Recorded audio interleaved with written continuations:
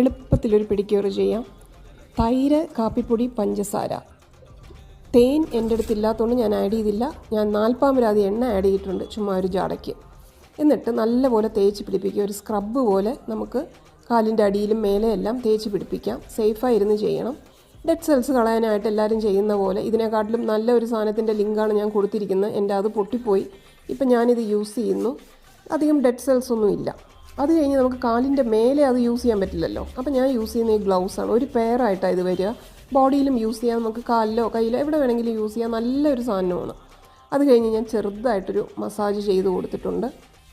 ഒരുപാടൊന്നും ചെയ്തില്ല, എന്നാലും ഒരു പേരിന് അത്രേ പറ്റുള്ളൂ. നമുക്ക് ഈ പാർലറിൽ പോയി ചെയ്യുന്ന പോലെ നമ്മുടെ കാലിൻ്റെ അറ്റത്ത് അത്ര എഫക്റ്റീവായിട്ടൊന്നും പറ്റില്ല. ഞാൻ നെയിൽ പോളിഷ് റിമൂവ് ചെയ്യാൻ മറന്നുപോയി. നമുക്ക് ചെയ്യാം.